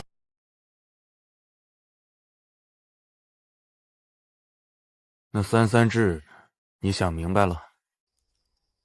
贫僧刚才在脑子里演练了3遍，若真能成军，塞外蛮族那套骑射就是个笑话。此子之才，甚至在刘青天之上，若不能为殿下所用，必成大患。哼，老头子见过他，却没带他走，也没杀他，这事儿蹊跷。这小子是个属刺猬的，硬拉不行，得让他自己求着去北平。殿下指的是那批琉璃和丝绸？凤阳到北平几千里的路，响马流民，还有那些饿疯了的卫所兵，哪个不是属狼的？他不是吹他的龙门镖局厉害吗？本王倒要看看，他那几十号人能不能把这几百万钱的货囫囵个的送进本王的王府。殿下的意思是，让燕王位扮成响马？不仅要办，还得下死手。本王要让他明白，没本王罩着，他那点奇技异术，在绝对的兵锋面前，一文不值。等他在路上碰了钉子，求爷爷告奶奶时候，本王再从天而降。那时候，这小子除了北平，哪儿也去不了。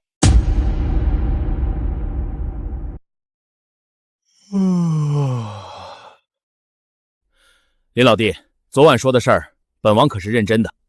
北平那边催得紧，这批琉璃和丝绸，咱打算今儿就启程。行啊，四哥，钱货两清，你拉走便是。拉走容易，护住难呐。实不相瞒，咱这一路上过来，听闻不少响马盯上了凤阳的肥肉。咱手下这些家丁，虽然马背上能耍2下，但护着这么多金贵玩意儿。林老弟，你那龙门镖局真能行？在凤阳地界，挂我龙门镖局的旗子，阎王爷见了都得绕道。哼，凤阳是你林大人的天下，出了凤阳呢？过了长江，那可是流民漫天，卫所兵穷得跟鬼一样。你那几十号镖师，拿几根火药筒子，真能镇得住那些饿疯了的狼？依我看，这趟买卖悬。悬个屁！我龙门镖局走南闯北，靠的是硬实力。林老弟，你毕竟是个文官，躲在县衙里指挥还行，真到了荒郊野岭，听见马蹄声，估计腿都软了。这保命的本事，还是得靠咱们这种拿命换钱的粗人。朱老四，你瞧不起谁呢？老子亲自带队，我亲自把货给你送到北平王府大门口。老弟，别冲动，刀剑无眼，万一有个闪失，咱可赔不起一个县令。少废话，3天后准时发车，到时候让你见识见识，什么叫特种镖行。好，那我就先回北平打点，在燕王府备好美酒，等老弟大驾。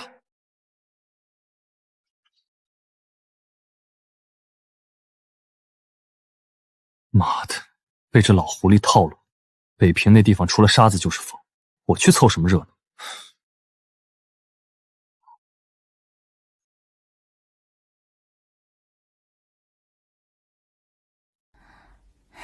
爷，听说您要去北平？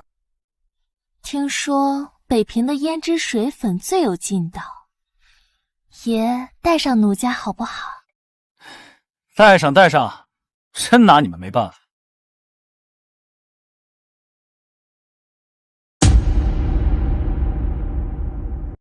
王爷，真要动用燕王位去劫林峰，这镖局成色真值得您费这么大阵仗？哎，你不懂，林峰这小子滑头狠，嘴上说亲自护送，谁知道他肚子里憋什么坏话？他弄出那些火器，连父皇都没摸透底细。咱这次借着劫道名义，正好探探他龙门镖局家底。王爷三思，林峰手下火绳枪威力不俗，燕王位可是您心头肉，真要是对上虎器，万一折损太重，如何收场？咱这次调来50名燕王卫，全套上最新打制金刚天甲，只要冲阵速度够快，火枪根本来不及开第2轮。到时候把刀架在他脖子上，看看这位林知县腿软不软。王爷既然算无局策，贫僧便放心了。只盼林大人吉人天相，别被燕王卫吓破胆。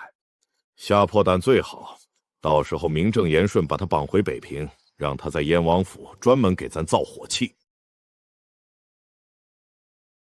爷擦擦汗，这荒郊野岭连个茶铺都没有，真糟。就是，那燕王也忒小气，连个护卫都不留，全靠爷亲自受累。你们懂个屁！这要实力展示，朱老师想看我笑话门都没有。前面就是葫芦谷了，地形险恶，都给我打起12分精神。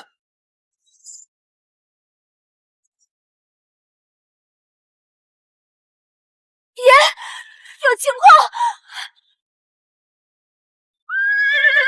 前面走镖听好，老子只求财不害命，把车上流离丝绸全留下，带着女人赶紧滚蛋！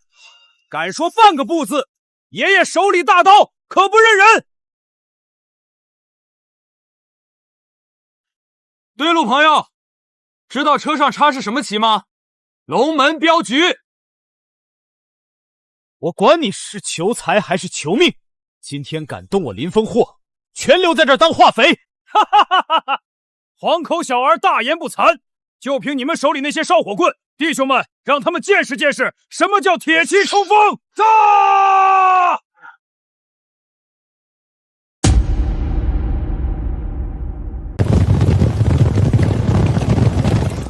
朱老四跟小爷玩这种杀气腾腾的戏码，真当我是吓大的？龙门镖局列阵，3段击，放！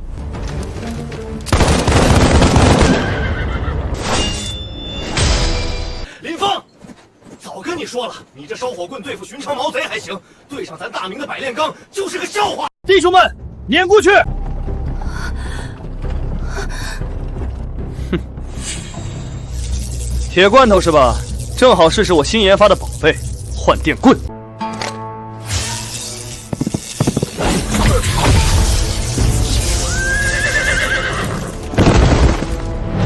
那是什么邪术？这小子到底还有多少压箱底的宝贝？这电棍竟能隔甲伤人！撤，后退30步，弓箭手准备。朱大哥，非得在这儿跟我分个高下是吧？那我就陪你玩大点儿。龙门镖局听令，把那几个特制的小玩意儿拿出来。咱燕王卫剑术天下闻名，威力不输北方胡人。小小林峰，这下我看你怎么应付！往前！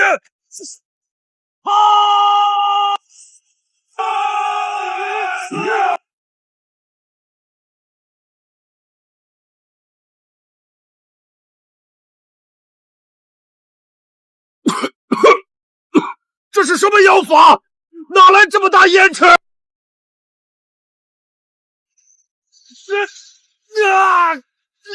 老子的眼睛！哎呀！人呢？青天白日还能遁地不成？大当家的，不好了！咱们布置在后方的弓箭手全被解决掉了！你放屁！他们才几个人，怎么摸到后面去的？你放屁！他们满打满算30个人，还护着几辆大车，能绕过前面的重骑兵，摸到后方去。大当家，真没骗您，弟兄们连敌影子都没瞧见，稀里糊涂全躺上了。谁？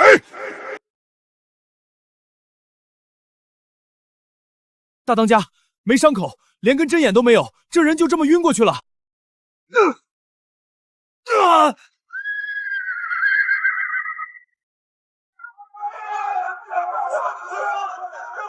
鬼！有鬼啊！看不见的东西在打我们，别过来，退后！乱什么？都给老子稳住阵脚，背靠山岩结阵，全围拢过来！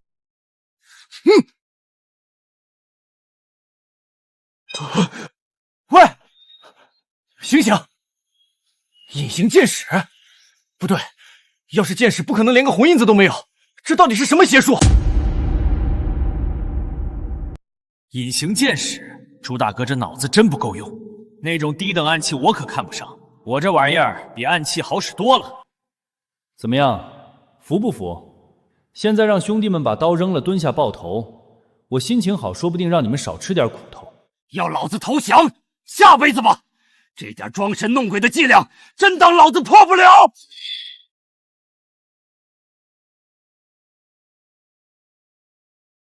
都愣着干什么？给老子扬沙子！把地上的土全给老子扬到天上去！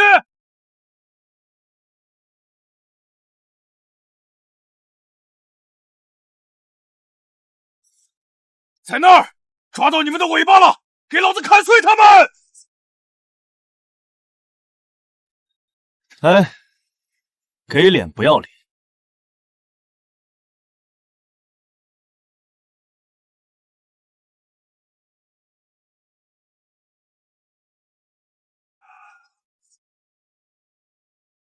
这到底是什么妖法？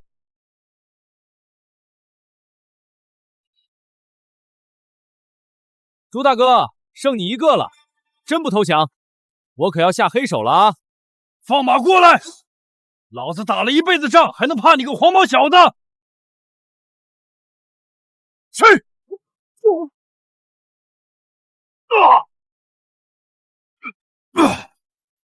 有种现身单挑！暗箭伤人算什么好汉？单挑，行，成全你。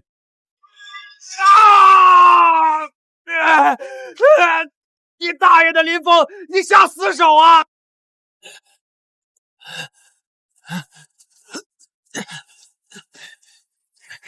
哎呦，真不好意思，朱大哥，你这还没认输呢，要不我再补一下？别，老子服了，赶紧停手，再打老子绝后了！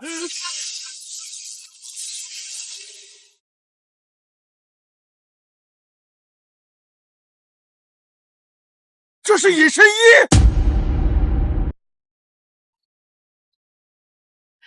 刚才没控制好力道，朱大哥多担待，要不要紧？我这带有金疮药。滚蛋！你这药管得了下面吗？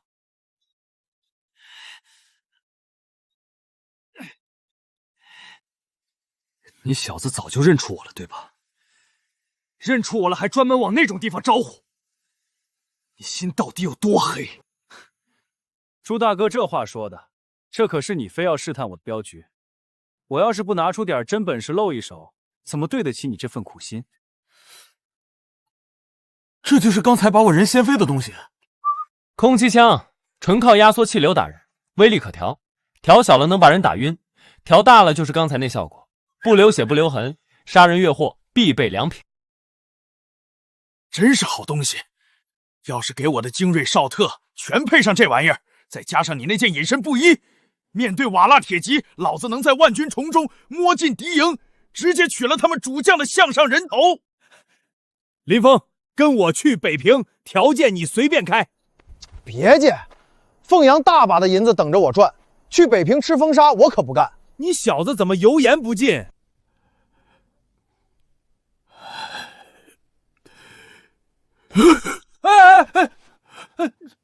干嘛呢？这是折寿啊！兄弟，哥哥也是没办法了。这次请你去北平，不光是为了这火器。我前几日收到信，说轩儿在北平游玩的时候病了，整日念叨着你的名字。你要是不去，他怕是撑不过这个冬天了。小丫头病了，什么症状？老朱没派御医看？看了，全查不出毛病。轩儿天天拿着你送的琉璃发呆，你就当去救人行不行？大人，郡主那么可爱，您就去看看吧。是呀，大人，听说北平的羊肉锅子可好吃了，咱们去转转嘛。行了行了，去还不行吗？唉，说好了，我只负责看病送货，不管别的闲事。好兄弟，哥哥保证把你供起来，咱们即刻启程。